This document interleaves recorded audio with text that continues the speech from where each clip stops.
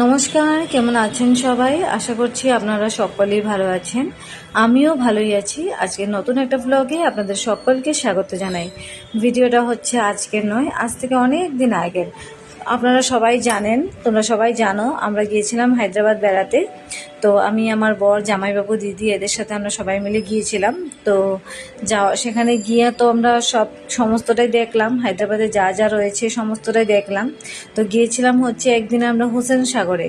তো হোসেন সাগরটা ঘুরে টুরে, তো সেখানেরও একটা লম্বা একটা ভিডিও রয়েছে। তো সেটাই মানে কি আপলোড করিনি, সেখানের কিছু স্মৃতির মুহূর্ত রয়েছে, এগুলো আপলোড করিনি। তাই ভাবলাম আজকে সেটাই যদি তোমাদের সাথে তুলে ধরি তাহলে কেমন হয়। তো ওই যে হোসেন সাগরে বেড়াতে গিয়েছিলাম, তো সেখান থেকে বেরিয়ে আর আমরা এখন আসছি ওই আর কি। আর না, এই হায়দ্রাবাদে গ্লাসের এই বিল্ডিংগুলো কি ভীষণ ফেমাস বলতে পারো।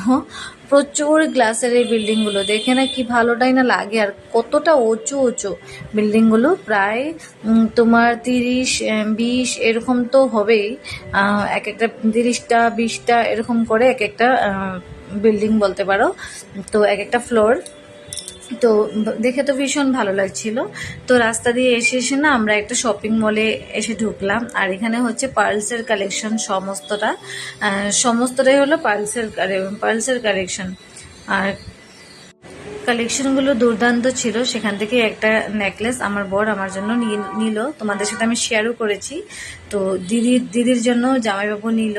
তো এখানে দিদি একটা নেকলেস পছন্দ করেছে, তো সেটাই দিদি নিল। আর আমারটা তো তোমাদের সাথে আমি আগেই শেয়ার করেছি, খুব সুন্দর একটা নেকলেস আমাকে বার্থডে গিফট হিসাবে ওই হায়দ্রাবাদ থেকেই দিল। তো একসাথে আমরা নিয়েছিলাম দুজনে। তো আমার বার্থডেতে দিয়ে দিল, আর দিদিটা তো এই যে এখন নিয়েছে, তখনই নেওয়া। আর তো সে একসাথে নিয়েছিলাম আমরা। আর কি সুন্দর সুন্দর কানের দুল দেখতে পাচ্ছ, কানের কালেকশনগুলো। আর ছোট ছোট টপ কানের দুলও রয়েছিল, জামাইবাবু আমাকে একটা দিয়েছিল, দিদিকে দিয়েছিল। তো এই যে এরকম এখান থেকে এই কানের দুলগুলো আমরা নিয়েছিলাম। তো সেটা আমি এখনো পরছি, ভালোই আছে, কিছু নষ্ট এখনো হয়নি। তো এবার উনি দেখাচ্ছেন দোকানের যে মালিক, যে তো উনি এক এক করে নেকলেসগুলো আমাদেরকে দেখাচ্ছেন যে এই নেকলেসটা নিতে পারো, এটা সুন্দর আছে, এটা তোমায় ভালো মানাবে, ওই এরকম আর কি। তো তার জন্য দেখাচ্ছেন, আর আমিও না ভিডিও নিচ্ছিলাম যে দেখা যাক কোনটা ভালো লাগে। যদি ভালো না লাগে, বাড়িতে অনেক সবাই রয়েছে, তাদেরকে ফটো পাঠাবো কোনটা ভালো লাগে। তো এখানে তো অনেকগুলো দেখাচ্ছিল, দিদির কিন্তু সেগুলো একটাই পছন্দ হচ্ছিল না। আর আমার যেটা পছন্দ হয়েছে সেটা আমি আগেই নিয়ে নিয়েছি, আমার বর আগেই নিয়ে নিয়েছে। এবার দিদির যেটা পছন্দ সেটা, এই যে গলায় যেটা দিল সেটাই ওর পছন্দ। তো আমার বরকে বলছিল দেখে বল কেমন হয়েছে, আমাকেও বলছিল সুন্দর হয়েছে, ভালো হয়েছে। তো এটাই দিদিও নিল। পরে আর ভালো করে তোমাদের সাথে শেয়ার করতে পারলাম না, যখন নিল তখনই।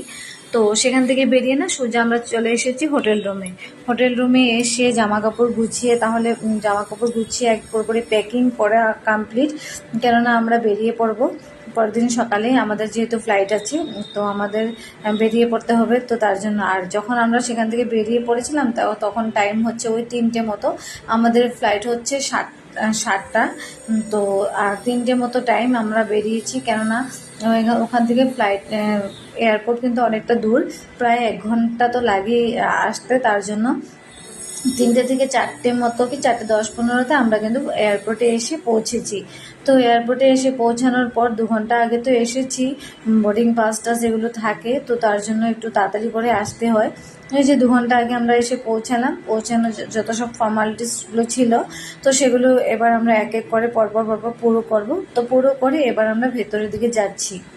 তো এয়ারপোর্টের ভিতরের দিকে যাচ্ছি। আর এটা সকালের দিকটা দেখেই বুঝতে পারছো প্রচণ্ড টায়ার্ড হয়ে যাচ্ছি। ঘুম থেকে উঠে জাস্ট কোনো রকমের স্নান কিছু নেই, এমনি জাস্ট রেডি হলাম এসে। এবার সমস্ত রকমের ফর্মালিটিস পুরো করে এবার আমরা বসলাম, সবাই বসে আছি, আমরাও বসে বসে ফ্লাইটের অপেক্ষা করছি। তো আমাদের যাওয়ার জন্য পারমিশন দেওয়া হবে, তারপর আমরা ওইদিকে যাব। তো চলে আসলাম আমরা ফ্লাইটের দিকে। তো এসে এবার আমরা, আর যেহেতু না আমার এই প্রথমবার ফ্লাইটে ওঠা, আমি কিন্তু আগে কখনো উঠিনি, এই প্রথম আমি ফ্লাইটে উঠবো। তো সেই জন্য ভাবলাম এই খুশির মুহূর্তটা আমি তোমাদের সাথে একটু শেয়ার করি। তো ওই ফ্লাইটে বসে না দারুণভাবে কিছু ফটো তুলে নিলাম আমি আমার বরের সাথে। আর ওঠার আগেও তো আমরা সবাই মিলে ফটো তুলে নিলাম কিছু, দিদি, আয়ুষী, আমি। কেননা আমার এই প্রথম ফ্লাইটে ওঠা, তো আমার এই সুন্দর মুহূর্তটা আমারও অনুভব করতে খুবই ইচ্ছে করছে। আমি আগে কোনোদিনও উঠিনি, আর পরের বার যখন উঠবো তখন নিশ্চয়ই এত এক্সাইটেড থাকবো না, কেননা একবার তো ওঠা হয়ে যাবে তখন। আর এবার যেহেতু প্রথম উঠেছি, আমার কিন্তু দুর্দান্ত একটা ফিল হয়েছিল, ভীষণ ভালো লাগছিল। একটা মোমেন্ট ছাড়িনি, আমি সমস্তটা মোমেন্ট ক্যাপচার করে রেখেছি ভিডিওর মাধ্যমে। তো তাহলে আমি যখন আমার খুব বেশি বেশি ইচ্ছে করবে তো হায়দ্রাবাদের সেই জার্নিটা দেখার জন্য, তো তখন আমি দেখতে পারবো। ট্রেনে যখন গিয়েছিলাম আমরা হায়দ্রাবাদ, তখন সমস্ত জার্নিটাই আমি ভিডিওর মধ্যে ক্যাপচার করে রেখেছি। এবার সেখান থেকে আসার পথে আমরা তো ফ্লাইটে আসছি, তো সেটাও ক্যাপচার করে রেখেছি। তো বসে থাকার থেকে ধরে সমস্তটা কিন্তু ভিডিওর মাধ্যমে ক্যাপচার করে রাখলাম। ব্যাস, এবার তো উঠে পড়লাম ফ্লাইটে, উঠে তো বসে পড়লাম। তো বসে পড়ার পর বাইরের দিকটায় দেখছি, আমার তো প্রচণ্ড ভয় লাগছিল। সবাই কিন্তু কি সুন্দর রিল্যাক্সভাবে বসে আছে, আমার বোরকে দেখতে পাচ্ছ কি সুন্দর করে বসে আছে, যেন আর কোনো টেনশন নেই। আমার তো প্রচণ্ড ভয় করছে। আমার একটাই ভয়, এই বুঝি উপরে উঠে গেল, এই বুঝি উপরে উঠে গেল। তো এরকম একটা আমার ভয় ছিল। তো কিছু করার নেই, ভয়ও লাগছিল যদিও ভালোও লাগছিল। তো আস্তে আস্তে আস্তে আস্তে ফ্লাইটটা ওপরের দিকে চলেও আসলো। ওঠার সময়টাতে একটু ভয় করেছিল ঠিকই, কিন্তু যখন পুরোপুরি উঠে গিয়েছে ওপরে, তখন আর ভয় করেনি। আর তখন তো ফ্লাইটটা যে চলছে, আদৌ উড়ছে, তো সেটাও তো বুঝতে পারা যাচ্ছে না, না ভেতর থেকে আমরা বুঝতেও পারছি না যে ফ্লাইটটা আদৌ চলছে, উড়ছে। তো সেই জন্য আর কি ভয় একটুও লাগেনি। আবার নামার সময় একটু একটু হালকা হালকা ভয় লাগছিল ঠিকই, কিন্তু তাতে বেশ এনজয় করেছিলাম ব্যাপারটা, ভীষণ ভালো লাগছিল। তো এই আর কি ফ্লাইটের জার্নিটাই ভাবলাম তোমাদের সাথে আমি তুলে ধরবো।